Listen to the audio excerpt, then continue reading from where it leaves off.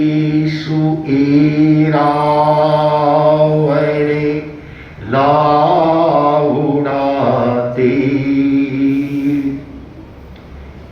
सिंहो मृगाणं सलिलाने गंगा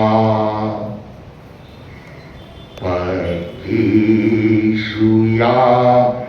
गरुले वेणु देवी निवाणवादी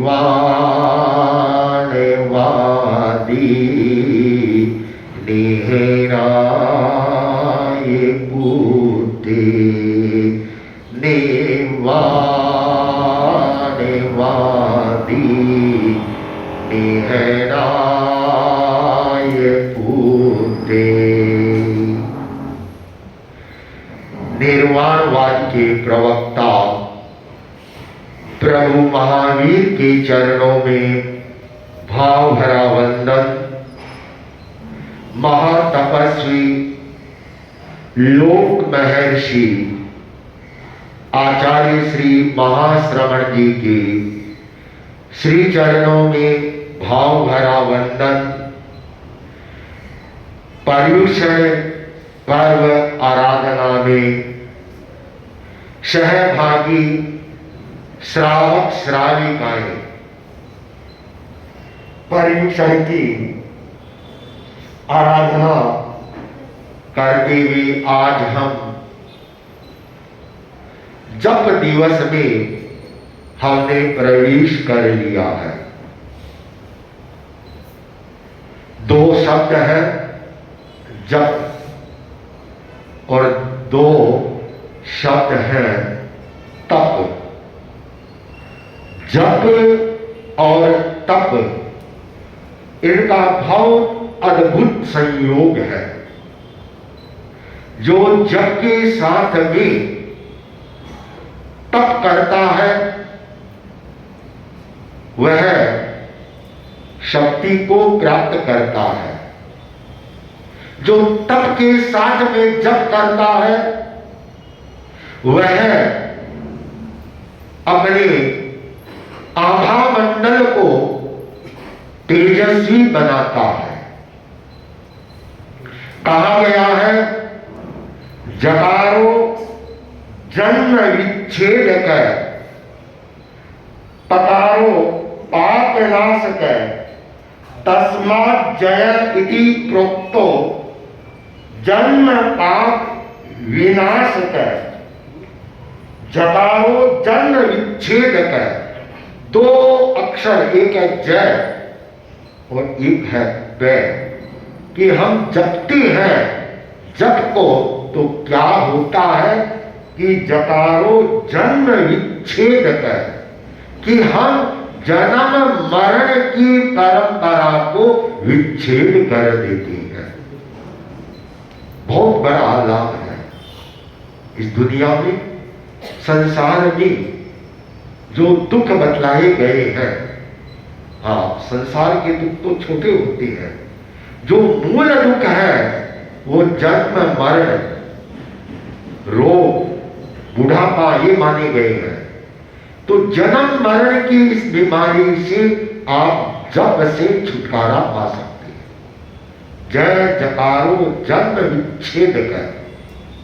ये जन्म का है विच्छेदक है, उस परंपरा को समाप्त करने वाला है।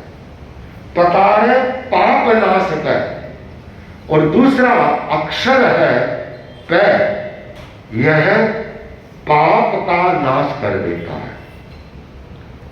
जब पाप का नाश हो जाएगा, हमारे जितने भी पाप हैं, चाहे 8 कर्म कहें या 18 पाप कहें, चाहे 5 आश्रव है, उनको हम समाप्त कर दें तो सारा सब खेला खत्म है। तो यह जन्म मरण की परंपरा का उच्छेदक है। जात में बहुत बड़ी शक्ति होती है और वह शक्ति तब प्रकट होती है जब एक लय, एक रस, एक भाव हो जाता। केवल शाब्दिक उच्चारण से नहीं होता।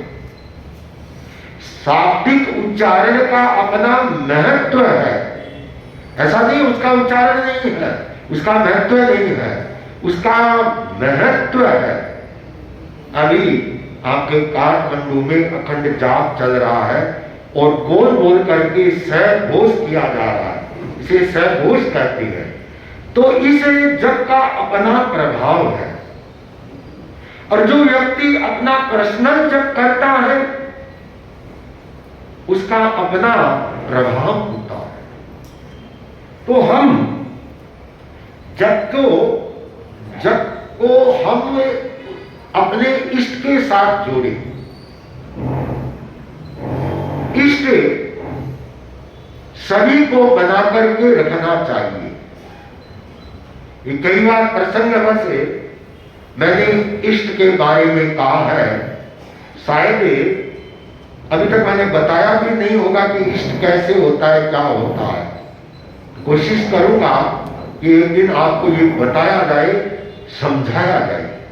हर व्यक्ति को अपना इष्ट है वह मजबूत रखना चाहिए, और उसके बाद ही कार्य का प्रारंभ होना चाहिए। जप है, ध्यान है, आध्यात्मिक क्रियाएं है, कुछ भी है, बिना इष्ट के है वह सफल नहीं बनती है, सार्थक नहीं बनती है, सिद्धिदायक नहीं बनती है। उसमें अवरोध आते ही आते हैं। और वैसे भी जो विशेष साधनाएं की जाती है तो उसमें विघ्न बाधाएं आने की संभावना रहती है। उन्हें रोकने के लिए इष्ट है वह प्राणवान होना चाहिए, और अपने प्रभु में, भगवान में इतनी लगाते कि जापक जप्य में भेद न रहता। जिसका हम जाप कर रहे हैं, सब वो नमस्कार महामंत्र का जाप कर रहे हैं, या अभी मैंने कुछ देर पहले ऐसी आहुषा का जाप कराया, या अन्य जैन मंत्रों के जाप है, स्वामी जी के जाप है, अभिराशि को के जाप है, जापक जप्य में भेद न रहता। इसको दूर करना होता है कि हम जो जाप कर रहे हैं और जो जपने वाला है वह एकाकार हो जाए। इतनी सघनता है हमारे में आ जाए, और वह सघनता आती है तब जाकर के काम बनता है। कहना कि गुल वह बेकार है जिसमें तू नहीं है। गुल वह बेकार है जिसमें तू नहीं है, और वो दिल भी बेकार है जिस दिल में तू नहीं है। वह दिल भी बेकार है जिसमें तू नहीं है, अर्थात भगवान नहीं है, इष्ट नहीं है, तो फिर क्या है। फूल बहुत सुंदर है, आजकल खूब कहना चाहे आर्टिफिशियल फूल आ रहे हैं, दिखने में बहुत खूबसूरत होती है, लेकिन क्या है उस गुल में सुगंध नहीं है, सौरभ नहीं है, वह तो दिखावटी है। कागज के फूल है या प्लास्टिक के हैं या कपड़े के हैं या सिंथेटिक फूल है, उससे कुछ नहीं होता। जो एक ओरिजिनल पुष्प में फूल में एक सौरभ होती है, उसका स्थान वे नहीं ले सकती है। हम जबकि इस महत्व को हम समझें और समझ करके इसके प्रयोग करें। जो प्रसिद्ध श्लोक है, अमंत्रमक्षरम नास्ति नास्ति मूल मनोषदम, अयोग्य पुरुष नास्ति योजक तत्र दुर्लभम, कि मंत्रमक्षरम नास्ति, वर्णमाला का ऐसा कोई अक्षर नहीं है जिसका मंत्र न बनता हो। चाहे स्वर है चाहे व्यंजन है, सब जानते हैं स्वर व्यंजन। स्वर और व्यंजन के बाद फिर आते हैं बीजाक्षर। ये ओम है, रीम है, क्लीम है, श्रीम है, ये सारे के सारे बीजाक्षर है। बीजाक्षर के बाद बीजाक्षरों से भी ज्यादा प्रभावशाली होती है वे कुटाक्षर होती है। कुटाक्षर हम्मर्ल्युम, जम्मर्ल्युम, खम्मर्ल्युम, ये ऐसे एक साथ में शब्दों के प्रयोग होते हैं। हमारे प्राचीन जीनाचार्यों ने इन कुटाक्षरों का बहुत ही प्रयोग किए हैं। तो ऐसा कोई अक्षर नहीं है जिसका मंत्र न, नास्ति मूल मनोसदा। ऐसी कोई औषधि नहीं, घास नहीं है जिसकी औषधि का प्रयोग न हो। हमारे लिए वह घास है, लेकिन हर घास है उसमें क्षमता है, वह जड़ी बूटी है, उसका प्रयोग होता है। मेरे अगवानी श्रद्धेय मुनि सुमेरमल जी सुमन, जब वो गृहस्थ अवस्था में थे, दीक्षा नहीं ली, उससे पहले का प्रसंग है। उनके पिताजी आसाम रहते थे और भाइयों कलकत्ता भी रहते थे, ग्वालपाड़ा भी था, तो वहां पर आसाम गए हुए थे। वहां उनको लूज मौसम होने लगा, दस्ते लगे। बच्चे थे, शायद 13-14 वर्ष का बालक होंगे उस समय, और ज्यादा लूज मौसम होने से सुस्ती आ गई। तो उनकी जो गिद्दी थी, आगे गिद्दियां होती थी, तो गिद्दी में एक पंडित आता था पूजा करने के लिए, पुजारी आता था।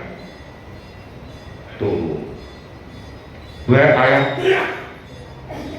पूछा बाबू क्या हुआ कि ये हालत है, ये है। अच्छा, तभी ठीक कर देता हूं। कहा कैसे? वहीं कोई आसाम में कोई घास होता है, वह उस घास को लेकर के आया कि बाबू बहुत जल्दी फटाफट बंद करना है, तो इसकी जड़ है, इसको साफ करके और नमक के साथ ले, धीरे धीरे करना है तो इसकी पत्तियां ले ले, मध्यम से करना है तो तना ले ले। ये 2 दिन लिए ठीक हो था। एकदम सामान्य घास जो आसाम में होता है। अब एकदम से एक औषधि का काम कर गया, सामान्य के लिए घास था। कुछ दिन निकले, जो गिद्दी के मुनीम जी थे, मुनीम जी 3-4 दिन से नहीं आए।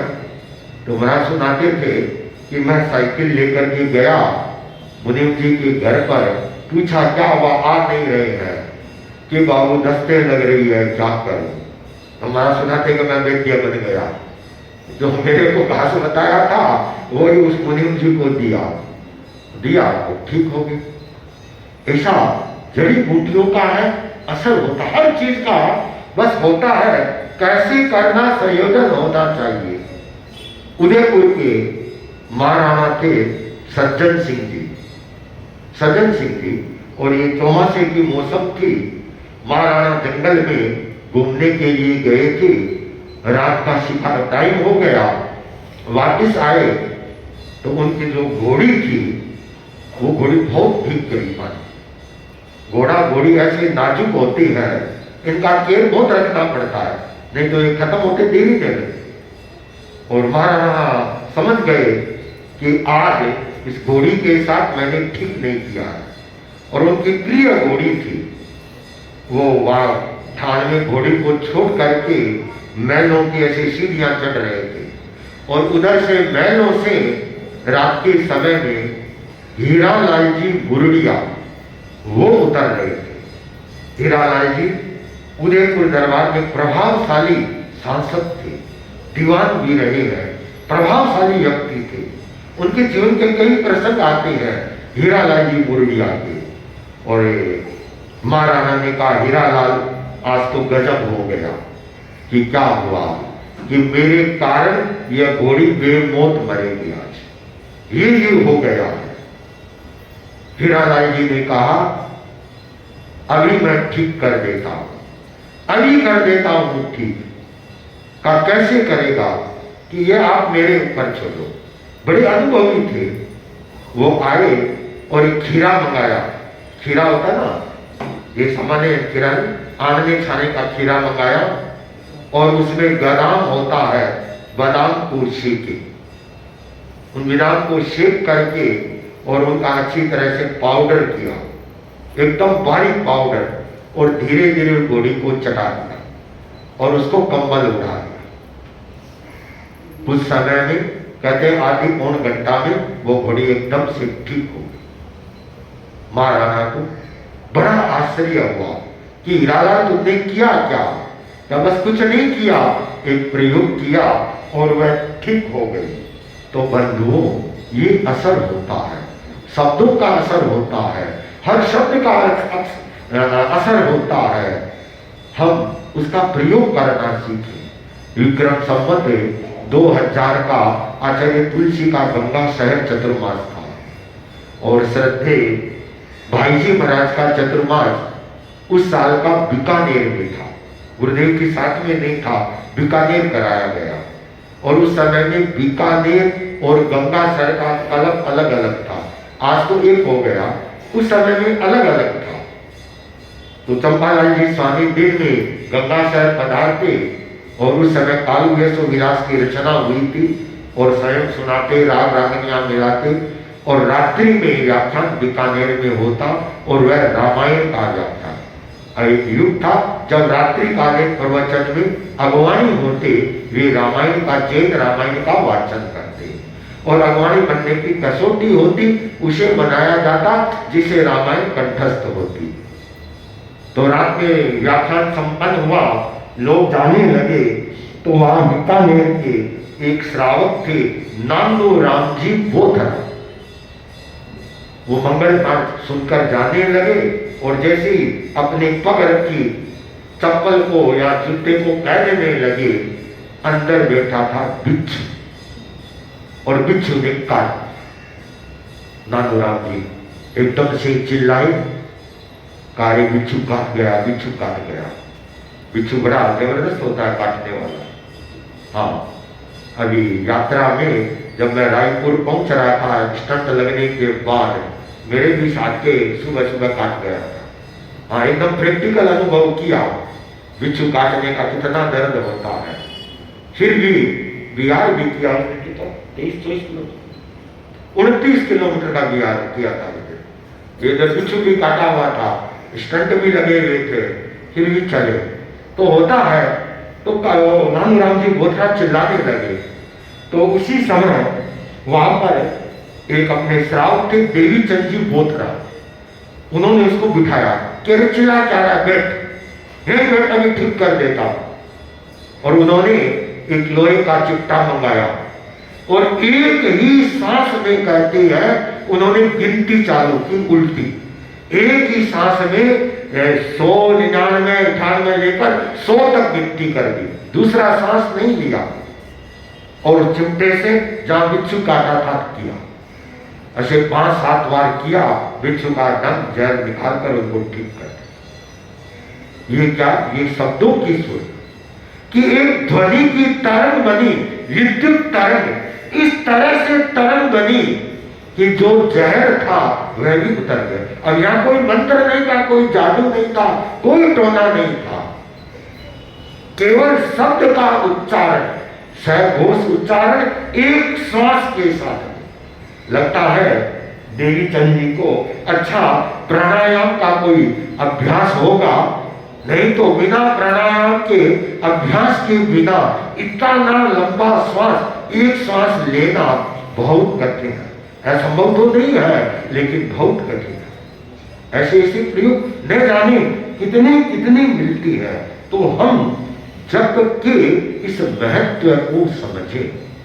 जब साप्ताहिक क्रम चल रहा था, नमस्कार महामंत्र का संभवतः सप्ताह चल रहा होगा, उस समय मैंने एक प्रयोग बताया कि जप के द्वारा हम अपने आप को कैसे तेजस्वी बनाएं। हर व्यक्ति में होता है कि मेरा तेज रहे, प्रभाव रहे, रुतबा रहे। तो व्यक्ति का जो आभा मंडल है, ओरो है, वह पावरफुल कैसे बने, उसके लिए भी संभवतः मैंने एक प्रयोग बताया था, और भी कई प्रयोग हैं।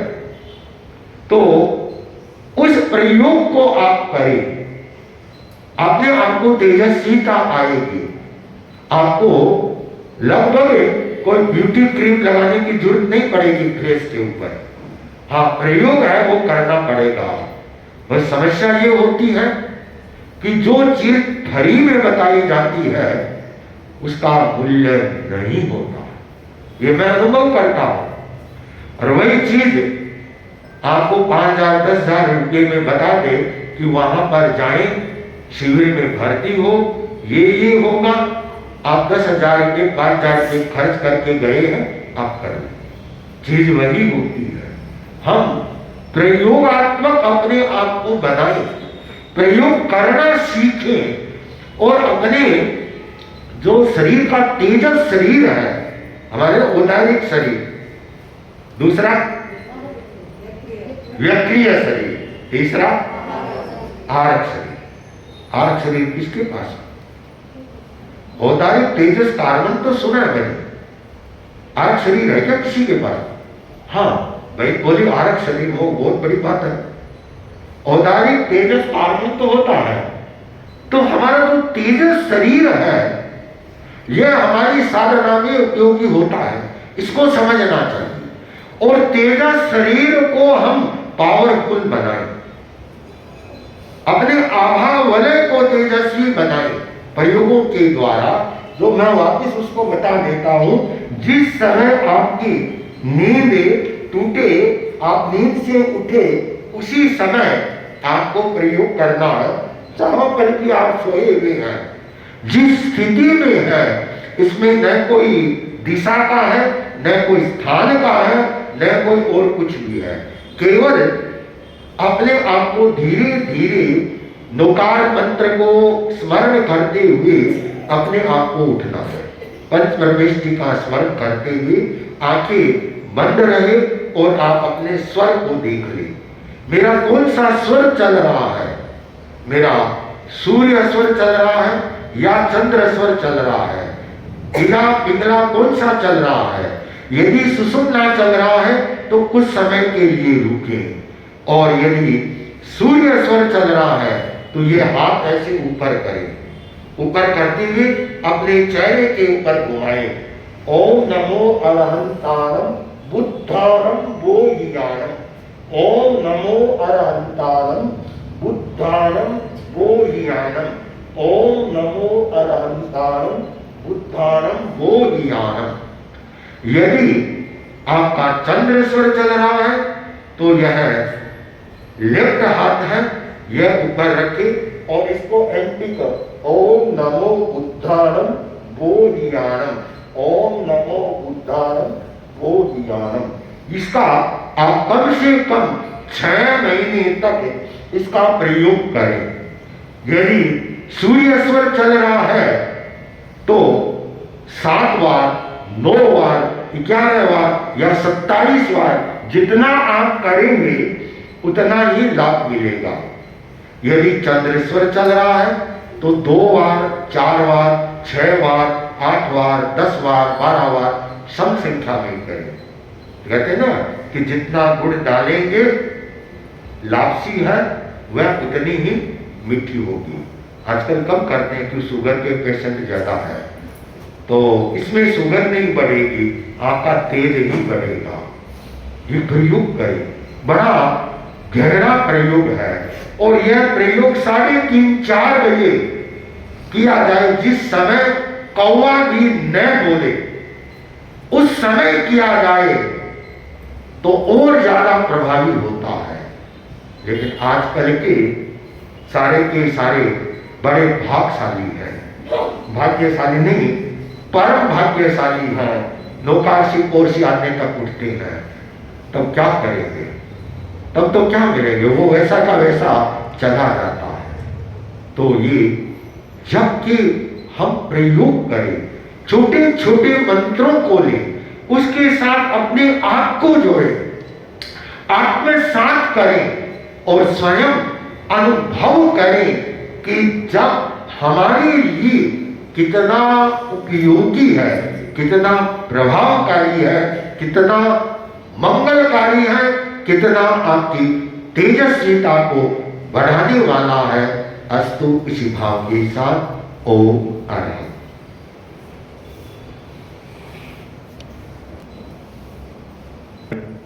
हमने मनाया। आज मैं तीर्थंकरों के जन्म के बारे में बताता हूं। विशेष करके जब भगवान महावीर का जन्म हुआ, महावीर जिस युग में जन्मे, मानव जाति के लिए कितना कम हो चुका है आज। और कल्पना करें भगवान की समय में भी ये उल्लेख मिलता है कम हो रहा, उस समय में भी यह अनुभव किया जा रहा था।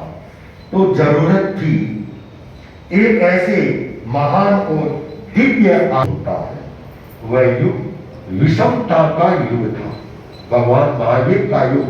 वह युग एक स्वयंवाद का युग था। ईश्वर एक है, अनेक है।